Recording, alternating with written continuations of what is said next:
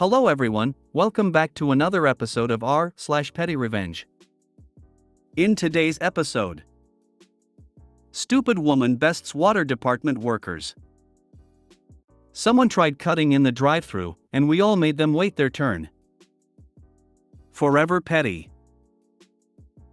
Before we get started, make sure to subscribe so you will never miss a video. So let's get started. Stupid woman bests water department workers. My ex-husband and I bought our home from his parents.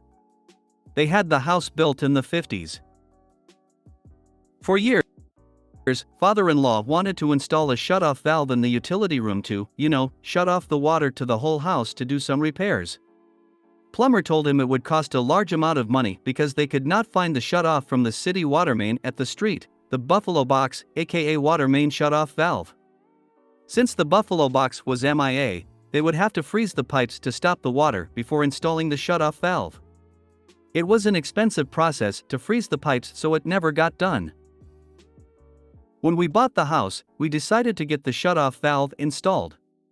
We called the water department and they sent 2 workers to shut off the water. When they arrived, I explained the problem. They went out to the front yard, walked around a bit, and told me there was nothing they could do for me. According to the 2 workers, it was my problem that they could not find the Buffalo Box and that I should call a plumber to dig up my front yard, sidewalk, and city easement to find my Buffalo Box.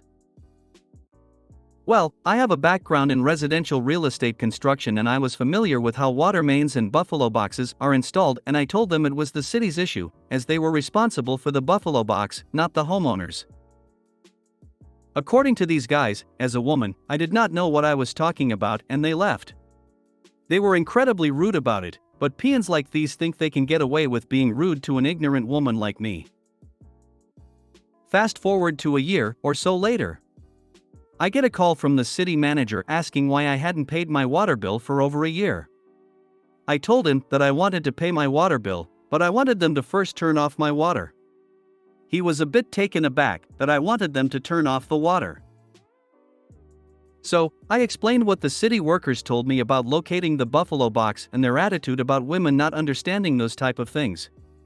I also told him that if the city could not turn off my water, I would be happy to have free water forever, cause I would never pay another bill. We had a nice long chat about the situation and he said that he would resolve my concerns. The next day, these same 2 guys show up at my house with some digging equipment and spend the whole day digging up the easement and the sidewalk. Their attitudes were rather somber, cause the city manager told me he was going to give them a talking to about how they mishandled the situation. I even got an apology.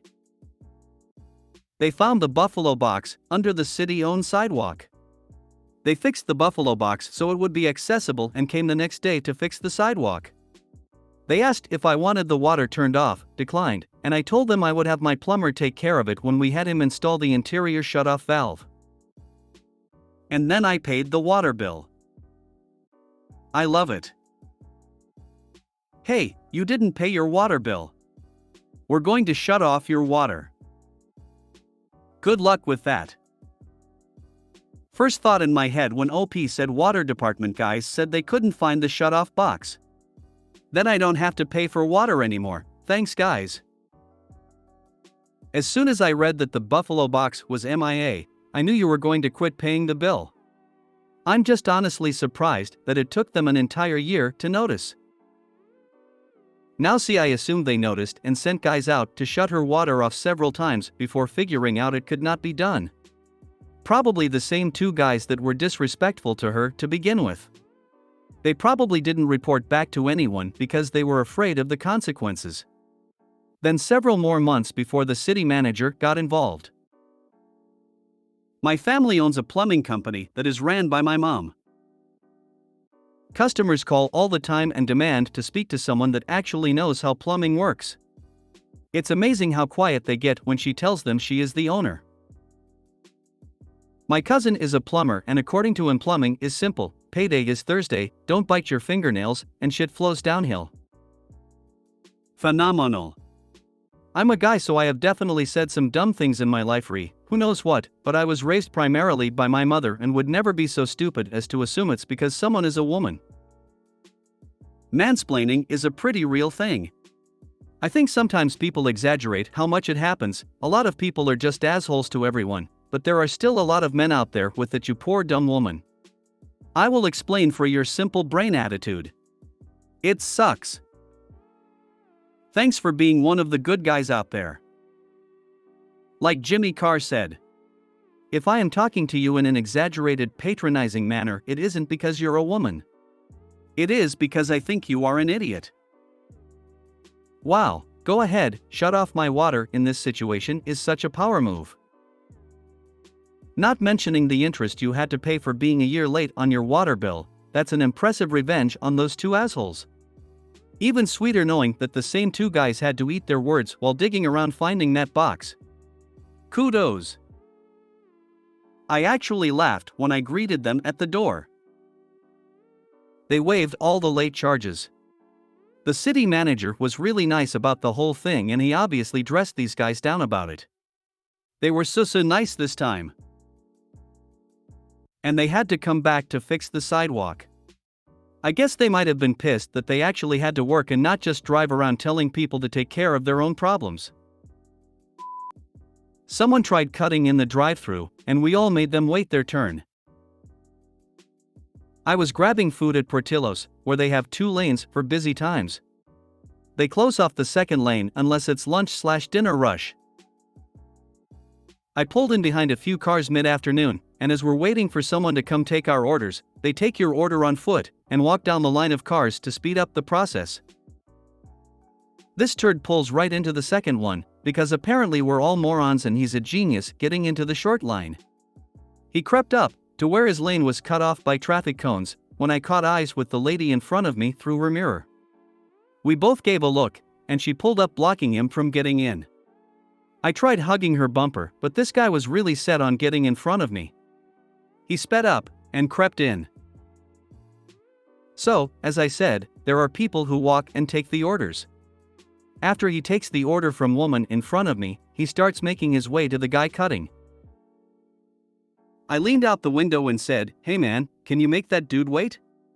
He's trying to cut in front of all of us." The kid looked at the car, looked at me, and gave a head nod and came to take my order.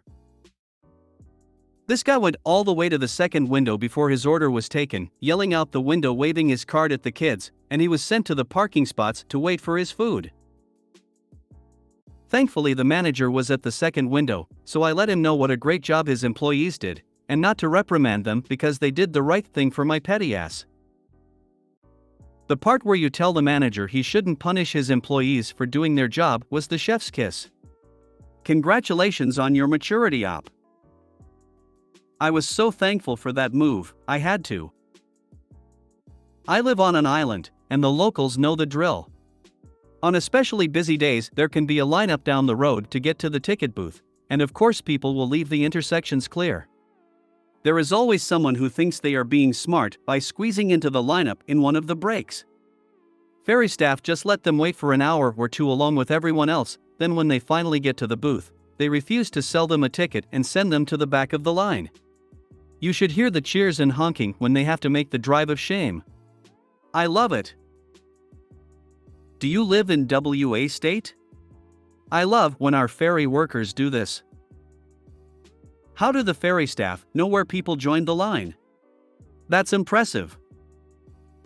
Gridlock is one of the things I hated most about driving. There's always someone ready to honk at you for not moving into the intersection in that scenario. Good on you. I love Portillo's, there's one a mile from my house.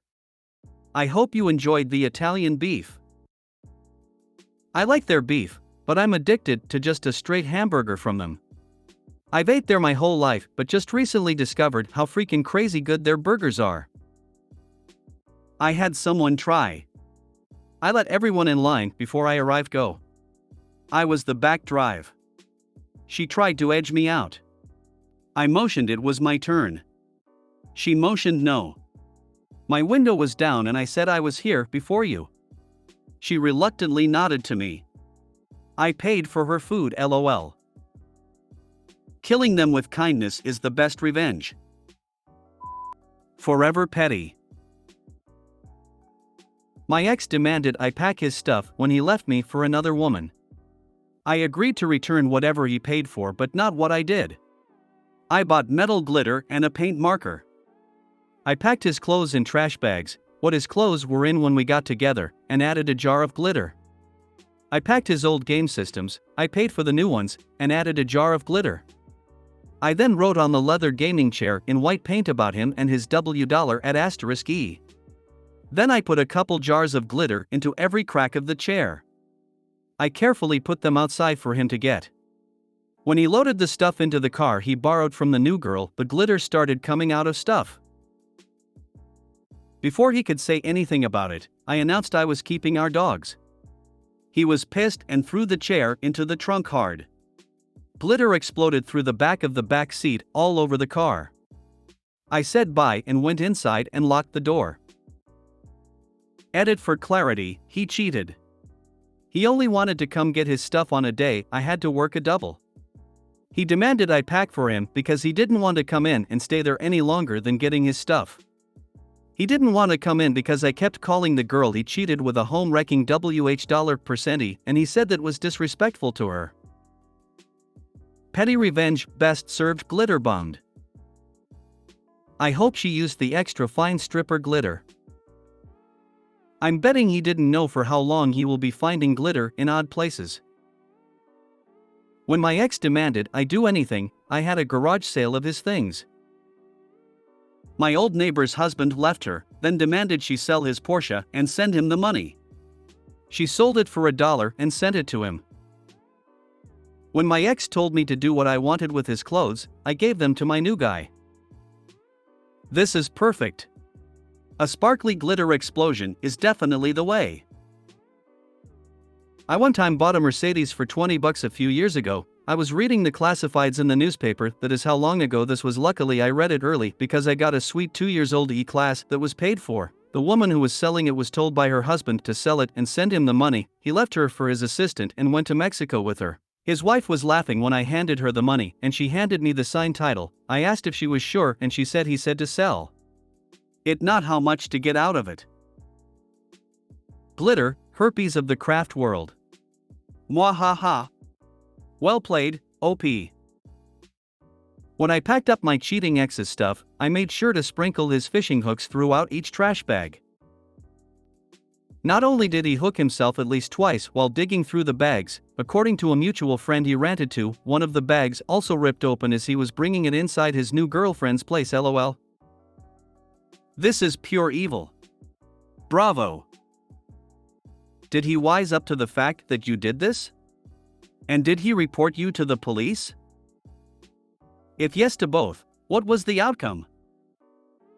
In many states, there are anti-booby trap laws, but I think that only applies to the home, not bags of belongings. He will be reminded of this faux Eurocarry for years to come, trying to eradicate every speck of glitter. It'll stay with him far longer than the new girl. If you made it to the end of the video, thanks for watching. Don't forget to like, subscribe and share, and we will see you in the next video.